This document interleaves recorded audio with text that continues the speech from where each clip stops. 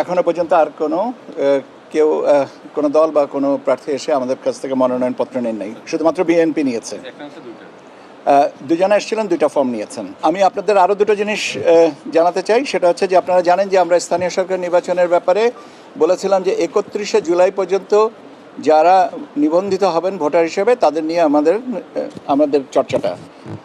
তো এখন সেই হিসাবে আমাদের 31শে জুলাই পর্যন্ত ভোটারের সংখ্যা হচ্ছে 12,86,32,555। I repeat, 12,86,32,555।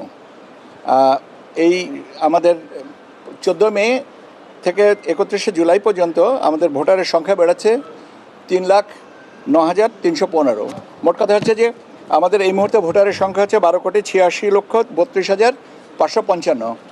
আমাদের পরবর্তী নির্বাচন যেটা আমাদের স্থানীয় সরকার, আপাতত এটাই নিয়েই আর কি। কিন্তু যদি তারিখ পরিবর্তন হয় তাহলে সেটা পরবর্তীতে কমিশন অন্য কোনো সিদ্ধান্ত নিলে এই তালিকাটা সম্পূরক তালিকায় হিসেবে আসবে।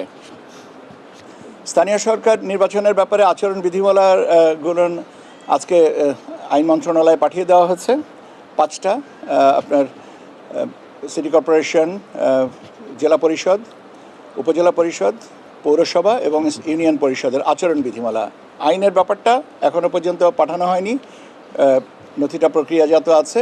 এটা সম্পন্ন হয়ে গেলে সেটাও পাঠিয়ে দেবো।